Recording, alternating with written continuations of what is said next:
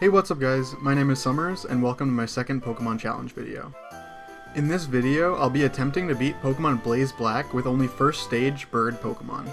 The rules of this challenge are pretty simple. I can only use first stage bird Pokemon to battle, I can't use any items in battle, and obviously no glitching the game out. For those of you who don't know, Pokemon Blaze Black is a ROM hack of Pokemon Black made by Doduo. Doduo has made other amazing ROM hacks such as Pokemon Omega Fire Red, Storm Silver, and Renegade Platinum. A common theme in his ROM hacks are making the battles harder and also revamping the story a little bit or a lot depending on the game.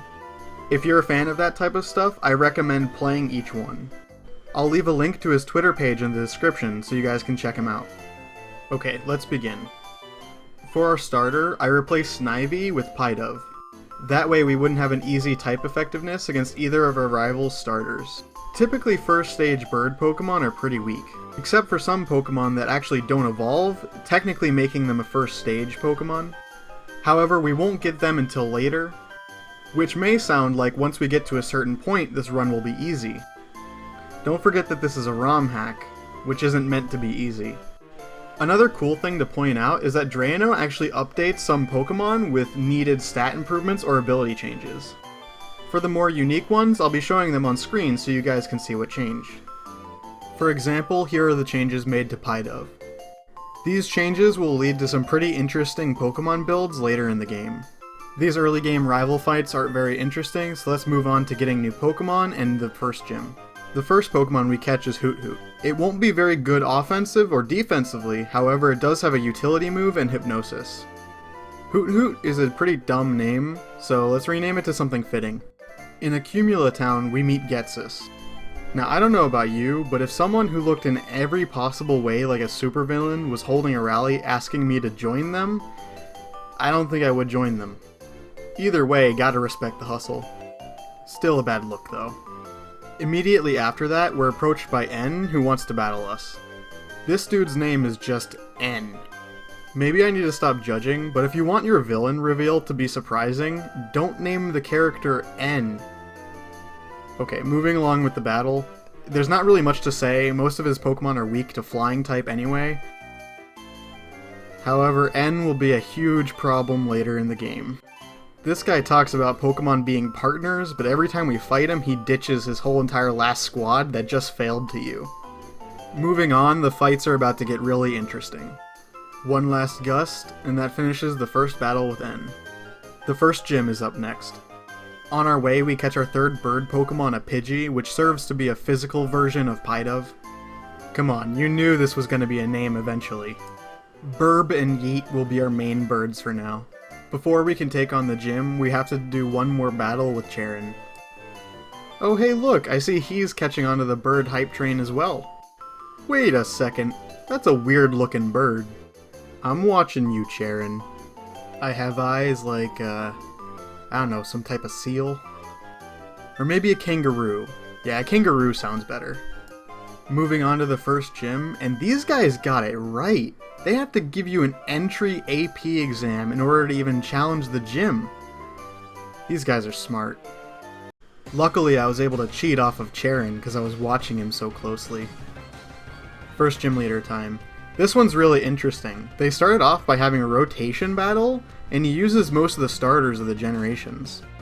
I did attempt this once, but since I was pretty low level and I only had 3 Pokemon compared to his 6, I didn't really stand a chance, so I went and grinded a tiny bit and then came back a little bit higher level. I think the change to this gym is actually really interesting. The cool thing about ROM hacks is that you can make battles hard because you don't have to worry as much about a difficulty curve, so that makes them a lot more interesting and fun. While some gym leaders can be a little bit too hard, I'm looking at you, Bryson, most of the gym leaders actually have a cool change or aesthetic to them. It gives off more of a competitive vibe to the game. The different and unique movesets of the Pokemon just make it more fun. Especially if the ROM hacks are well made and you can tell that people put time and effort into making them. Sadly, because this battle is so early in the game, it's more of a stat check than anything. The only strategy I used was using the best attack I had on each Pokemon. But oh you wait, there are going to be some fun strategies later in the run. One of the things I tried to avoid that I made a mistake of in the first Pokemon Challenge video was over-leveling a lot. Some battles I legitimately needed to, like most of the Lysander fights, however I think in the case of the Elite Four, I over-leveled just a bit too much. So for now, expect maybe 8 levels over-leveled until we get to the later stages when that isn't needed as much. As the game goes on, we won't need to be at such high level over our opponent. I'm going to cut out most of the failed attempts, but just assume that we did not beat most battles on our first try. As you'll see with Lenora, almost every important battle got a huge buff. She leads with a Stantler and a Herdier, which both have Intimidate, essentially cutting my Pokemon's attack in half. This is the first battle where I'll need to use some interesting strategies. About half the time, Herdier starts by using Helping Hand, making whatever move Stantler uses much stronger. I essentially use my other Pokemon as support for my Pidove since it has Work Up and Air Cutter. I also have Roost on my Pidove, so it's pretty healthy at all times. Alright, let's speed up a bit so this battle doesn't take 5 years. I'll do my best to explain what's going on, however some of these battles are so long, it just wouldn't fit the runtime I need for the video. Tutu has Hypnosis and Reflect, hopefully keeping my Pidove alive for the battle.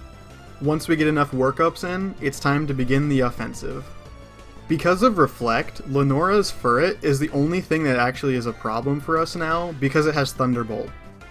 Hoothoot's Hypnosis essentially had 100% accuracy this fight, making the fight a lot safer than it should have been. I'm just lucky Lenora doesn't have a Miltank. Normal type gym leaders are no joke. Bouffalant hits pretty hard with a Retaliate, however both of them go down to an Air Cutter. Last out is Watchog, which actually makes this fight really spooky. Watchog hangs on for a long time, getting healed by Lenora and surviving a lot of attacks. Luckily none of our Pokemon went down before Watchog, so it's a 4-on-1, winning us the second gym badge. Moving on to Pinwheel Forest, we catch a Murkrow, which is actually really strong in this run. It gives us a little bit of type coverage while also serving as a revenge killer due to its high speed. We name it Giovanni and move on to the third gym city. I immediately went to the desert and got the Plume Fossil to resurrect Archen. Someone on my last video commented asking about which fossil I chose. While I already told you guys that I got the Plume Fossil, why don't you go ahead and guess what other fossils I got while I was at it? Leave your guesses in the comments section below. Moving on to Berg. I attempted a similar strategy to Lenora, where I had a Pidove that set up and my second Pokemon was a support Pokemon to help keep it alive. My Pidgey has Feather Dance, really hurting the offensive power of Vespiquen. However, because Masquerain has Icy Wind, it's going to be pretty hard to sweep with this setup. At this point, I knew I was going to have to change strategies. My Pidove goes down, and I send out my Archen. Sadly, Archen doesn't learn any good rock moves until much later in the game, so we have to use flying moves for now. I'm going to have to brute force it. I knew my Pokemon were faster, and they had really high attack stats, but what happened next kind of surprised me. I swept through pretty much his entire team with only flying moves, making the fight a lot easier than I initially had thought it was. Berg's biggest threat was Scolipede with Rock Slide, basically killing both of my Pokemon, and for some reason there's a glitch where if both of my Pokemon die at the same time, I have to reset. Berg taunts us with one of the best bug puns I've ever heard in my life, but it doesn't matter, we win the fight. After this badge, we have access to a lot of new flying type Pokemon. We catch a Skarmory, the first of 3 new birds on our team. The next 2 birds are Farfetch'd and Chatot. I'll put up their changes because I think they're pretty interesting. Farfetch'd becomes fighting and flying type and also gets some huge stat buffs like 40 to attack, while Chatot gets the ability Moody and some other stat buffs. By the way, I didn't make these charts. Drano actually added a documentation page showing all the Pokemon changes, item changes, everything. It's very useful. Moving on to Gym Leader Alessa. This one is a real roadblock, however, pretty much all of the unique battles are roadblocks. However, this battle took me a couple extra tries to beat. This is mainly due to her having type advantage and me not having many attacks that can even do anything. Her Galvantula has Compound Eyes and Thunder, which means that her Thunder has a 91% accuracy, making this fight really dangerous.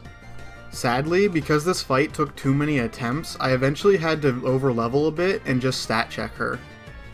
I taught my Skarmory Rock Tomb and gave it a Quick Claw, hoping I would outspeed and then slow her Pokemon down for my Farfetch'd to one hit. Farfetch'd ability Super Luck and its unique item Stick makes its critical hit rate really high. I didn't do the exact math, but it felt like roughly 1 in 5 hits with a non-critical hit raising move, and 1 in 3 hits with a critical hit raising move like Leaf Blade or Night Slash. Overall, Alessa took me about 30 tries to beat. Not the worst gym leader, but also not the best. Farfetch'd so far is the MVP of this run. Before we can move on to fight Clay, we have to teach Team Plasma the fundamentals of social isolation. Okay, look, I know it was a bad joke, but that doesn't mean it wasn't important. This is the level of my team. Not much grinding after Alessa, however I am about a level up. I decide to lead with my Farfetch'd because it's my strongest and I'm not too sure what Clay has to bring. The Hippowdon uses Stealth Rock, which is kind of threatening since we're a team of just full birds. However, it's not too much of a deal because Farfetch'd is going to pretty much sweep this team. If I had known Farfetch'd was this good, I might have attempted it with just a Farfetch'd, however, that would have been pretty difficult. This ROM hack really likes its double, triple, and rotation battle modes. However, Farfetch'd is really good. We will learn soon that you can't just brute force a lot of battles. I tried to give my Archen a little love, however, it just died. I wasn't quite sure what ability the Excadrill had, so I just decided to go with Skarmory and try to lower its speed a bit for the Farfetch'd. Seeing how strong Farfetch'd can be, it really makes me sad that the Farfetch'd we have in the main games is not nearly as good. Steelix is really bulky, however it doesn't really do much. We get it down to 1 HP and then Giovanni comes in for the final hit. 5th gym done. Remember that N guy? Yeah, well he's back, and this time he has a bunch of appliances, and turns out appliances are pretty strong against birds. N's full team of each version of Rotom is really strange. It's also very difficult to deal with. However, while this run was a fail, we find out pretty quickly who our new savior bird will be. Cutting to the successful run, and we've got a new strategy working for us. Chatot turned out to be really strong. Chatot's ability Moody means at the end of every turn, one of its stats will raise by 2 stages, while one of its other stats will lower by 1 stage. Which technically means if you can stall for long enough, eventually 5 of your stats will be at +6, and 1 of your stats will be at +5. Which pretty much means you're invincible. However, it does mean that we'll probably need evasiveness or accuracy to be raised, while our speed, accuracy, or special attack can't be lowered. Being able to use Sing, Roost, and Work Up every turn makes it so we pretty much can't die, and also we get the stats up that we need. However, this does mean that there are going to be some pretty long battles, and a lot of battles lost just to RNG. Overall, in a run like this, I'm pretty happy with the trade-off. We now have plenty of strategies that'll help us close out this run. If we didn't have Moody, this fight would have taken a lot longer. I'm pretty happy with the pace we've gone with so far. Before Skylar, we have to go to a lighthouse and check on a sick Pokemon. Man, Nintendo, you guys are so good at creating things that advance the plot. Most of my Pokemon are at level 55 now, and I'm ready to take on Skylar. Okay, this is a long one. Her Braviary knows Rock Slide, so we need to put it to sleep in order to stand a chance. Luckily, her Skarmory and Mandibuzz aren't really offensively strong, so my Skarmory just used Rock Tomb to make sure that they always go last. My Chatot is building up stats, as I'm hoping to hang on. At this point, my Skarmory and Chatot basically can't die, so sadly the left bird is pretty much always going to die. But that's okay, they're taking one for the team. My Doduo is getting a bit useless at this point, so it's basically just a meat shield. And we've set up enough to start attacking. Skarmory and Mandibuzz are pretty much just tanks, so they're not really threatening. While she focuses on my left Pokemon, I focus on her right Pokemon. Archeops was a little bit scary because it's pretty strong, however due to its ability Defeatist, once we got it down to half, it really wasn't a threat. Because Skarmory and Mandibuzz aren't really threatening, I'm able to just take my time and focus on the strongest Pokemon out. This battle was by far the longest of any battle. We're only about halfway done, so I'm just going to skip to the end since not really much happens. I'm pretty lucky I didn't have to take many attempts on this battle or else I would have wasted a lot of time. We skip the battle with Charon and Twist Mountain and get ready to take on the toughest challenge of the run so far. Bryson took me 48 attempts in order to beat in about 3 to 3.5 hours of just straight attempts. With a team of only birds and not over-leveling, this fight is ridiculously hard. If it weren't for Chatot and Farfetch'd, I don't know if this would be possible. Don't let this attempt fool you, this battle was hard. Because of Abomasnow's snow warning and all of his Pokemon knowing Blizzard, if any of his Pokemon actually attack us, we can't win. Blizzard hits both my Pokemon and has 100% accuracy in the snow. And due to that nifty little glitch, if both of my Pokemon die in the same turn, my game crashes. Luckily, Chatot at level 65 learns Heat Wave. Without Heat Wave, I could not win this fight. I can't let him actually get an attack off or else I lose. So while this may look easy, keep in mind this is after 3.5 hours of just attempts. Chatot really is the new bird Jesus. With the 7th gym badge, we're getting close to the end of the game. There aren't any important battles in Dragon Spiral Tower, however it is a good time for me to remind you guys that if you do enjoy my content, please consider liking, subscribing, and even sharing with a friend if you think they'd enjoy it. It'd mean a lot to me. After Dragon Spiral Tower, on my way through Relic Castle, I found a shiny. Grigus. Hello there. Man, I gotta stop killing these Pokemon. Fine, Bianca, I'll put one of our battles in the video. But only because this is a pretty short battle. Her team is creative and all, however it's just not very practical. It's just filled with a bunch of random single type Pokemon, except for her starter, which is water fighting in this ROM hack. However, this is not an indicator of the battles to come. I do feel, however, like the team is actually getting pretty strong at this point. We have a pretty good tank in Skarmory, a pretty good special attacker in Chatot, and a strong physical sweeper in Farfetch'd. The other 3 Pokemon are kind of just there for insurance at this point, however they will be useful. On to the next gym city.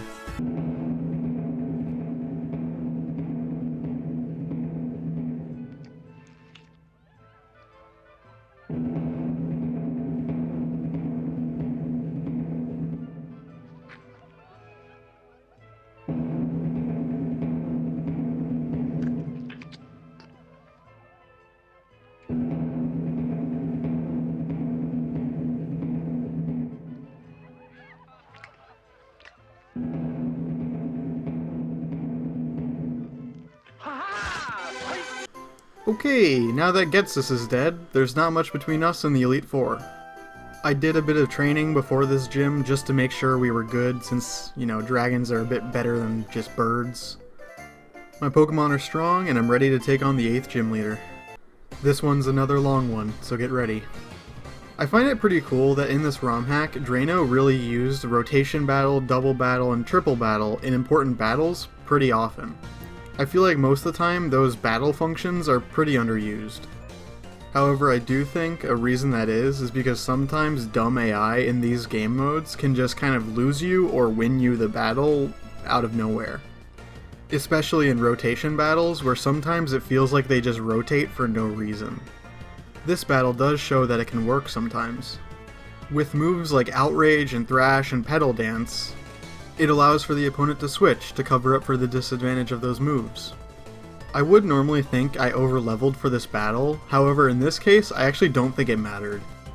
None of his Pokemon can do anything to my Skarmory, who can just Rock Tomb, then Roost, and then use any other move, and then Roost since I always outspeed. His team did have a good mix of physical and special attacking Pokemon, however Skarmory is just so bulky it didn't even matter. Also, excuse the fact that I had a Stunfisk out there for a second, he was there for moral support. The 8th gym leader was a bit too easy, so hopefully the Elite Four and the Elite Four champion will be a bit harder. 8th gym done, it's time for Victory Road. Pokemon Black and White did Victory Road well. They made it pretty short and sweet, so that way it doesn't take up too much time, and it's also kind of fun. Made it to the Elite Four, and I decided to give it a shot without grinding first, just to see where I'm at. First attempt at Chatot, and it goes really well actually. I was able to pretty much brute force this entire fight. She leads with Golurk and Drifblim, while I lead with Chatot and Archen. She actually has some pretty interesting Pokemon and movesets, however because they're so slow, they don't really get to do much before they go down. I used moves like Heat Wave and Rock Slide to attack both of them at the same time, and it made this fight pretty easy. Murkrow also did a lot of damage to most of her Pokemon. She does take 2 of my Pokemon down, however I'm pretty sure all I need to do is to outspeed and I win the fight now. Miss Magius can do some damage, however since she's so frail, she doesn't get to do anything. Jellicent is pretty bulky, however it's not very offensively threatening, so we can just focus on the second Pokemon and slowly whittle down this fight. Eventually all she has left is Jellicent, and it goes down to 1 critical Leaf Blade. I heal up and get ready to take on Grimsley. All of the Elite Four are double battles, so I lead with Chatot and Farfetch'd. This way I can get Moody stacking, and Farfetch'd can take one of the Pokemon out while my Chatot sings the other one to sleep. Sharpedo goes down in 1 hit, so out comes Bisharp next. I replaced Workup on my Chatot with Hurricane, so that way I have good single target and double target attacks. Liepard and Bisharp go down pretty easily, so out comes Honchkrow and gets a revenge kill on my Farfetch'd. I send out my Murkrow, but it immediately gets intimidated by Houndoom. However, this doesn't really matter since I can just sing and then kill the other one with my Murkrow. So far, the Elite Four is going pretty easy, much better than expected. I am a couple levels up, however, since my Pokemon are first stage bird Pokemon, they still should have much less stats than the fully evolved Pokemon that the Elite Four members have. Either way, Grimsley goes down and it's time to take on the 3rd Elite Four member. This fight is really interesting. Remember when I said some triple battle, double battle, or rotation fights are won or lost based off of bad RNG? This is proof of that. As far as I know, the biggest gimmick with this fight is that she has a bunch of slow psychic type Pokemon that use Trick Room in order to be faster. However, this happens if you kill the Sigilyph without the Musharna being able to set up a Trick Room. They both use it. It's essentially using a mirror on a mirror. So one sets up the Trick Room, and then the other one immediately reverses it, making it useless. I think the AI was prioritized to use Trick Room, and if the Sigilyph goes down in the first turn and the Musharna uses Reflect, ever since then, every single Pokemon is going to want to prioritize to use Trick Room, but if every Pokemon has Trick Room, they always use it twice. I feel like I kinda cheated this fight considering they didn't even attack back, and every single turn they were wasting their turn by double Trick Rooming. However, we take those. It's kinda sad, because this was actually the hardest Elite Four battle for me. It took me about 6 tries. Her Pokemon are pretty bulky, and I don't have any good AoE Dark or Ghost type moves, so this fight can take a while, and that's why it's a little bit hard. A lot of the times they would just out-bulk me and I wouldn't be able to win. However, when the AI works against itself, it makes this fight a lot easier. 3rd Elite Four member is pretty much done, and it's time to move on to Marshall. Bronzong goes down to a Hurricane and a Foul Play, and we move on. Okay, I'm going to keep this fight fast since it's not super interesting, and it goes by pretty quickly. The only plan or strategy I had was just to basically use Hurricane on my Chatot and Brave Bird on my Murkrow and hope to muscle them down pretty quickly. Since I have massive type advantage, this fight's pretty easy. It's a shame because I thought Gen 5 added some really cool and interesting fighting type Pokemon. The Breloom with Technician was a really cool and interesting addition to this fight. It's almost a competitive set. However, Skarmory is pretty much just unstoppable against this fight. Elite Four done, time to move on. When I was a kid, this part of the game gave me goosebumps. Finally, in a Pokemon game, the gym leaders actually do something. Anyway, it's time to move on to the last 2 fights. I like how in Pokemon Black and White, you find the legendary after the Elite Four. It's a bit counter-formula, but I like it. Even though Reshiram has wings, it's not really a bird, and that's pretty cringe. Bye bye, dumb bird. Sadly, we have to catch it, so I name it what it is, and move on to fight N. N leads with his Zekrom, but because I'm too much of a galaxy brain, I know it's a Zoroark and I hit it with a close combat. Out next is Zekrom, so I send out Chatot and let it start doing its thing. Hurricane with accuracy up is such an overpowered move. This little bird is putting a giant black dragon to sleep and confusing it every other turn. My plan originally was to status it and slowly whittle it down, however it wakes up and hits me and takes me out in one hit. Farfetch'd comes out and gets the revenge kill. Magmortar was actually surprisingly threatening. I whittle it down a little bit with my Doduo's quick attack since it's not leveled up, and hit pretty hard with Murkrow before going down. Farfetch'd is out again for the revenge kill. I was a little nervous with Porygon Z since it's been a threat before, however it goes down in one critical hit. Slowbro gets chunked by a Leaf Blade, however I go down to one empowered Surf. Archen also goes down, and now it's just Skarmory left. A Brave Bird takes it out, and then I use Rock Tomb on Aerodactyl to slow it down. One more Rock Tomb and I have to take a gamble. Whether or not it'll hit is up to RNG, and I hit and win. This run had actually some pretty interesting stumbles. Wait, Getsus is back. I thought you died on the bridge. Okay, whatever. Since he's back, I guess I'll just have to beat him again. This fight was really fun. He leads with Drapion that usually goes for Toxic Spikes, however one critical Brave Bird takes it out. Up next is Electros, and I don't have a great answer, so I use Chatot and hope to put it to sleep. We both miss on turn 1, which actually just helps me since I get a second chance to put it to sleep. I go for Hurricane and hope to make it confused. I'm not really getting great stat luck or confused luck. I try to get another confused with Hurricane, and it doesn't work. We get a defense raise, but a speed down. The final Hurricane confused it into hitting itself for the knockout. Out next is Genesect. Luckily, we have Heat Wave, which is 4 times effective. It hangs on with Focus Sash and goes for Rock Polish. Getsus uses a full restore, however, it already used its Focus Sash and goes down to one more Heat Wave.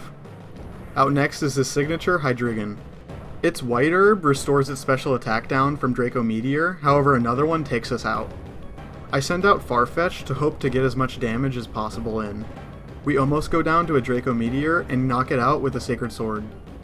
He sends out his Gyarados, which we match with Skarmory.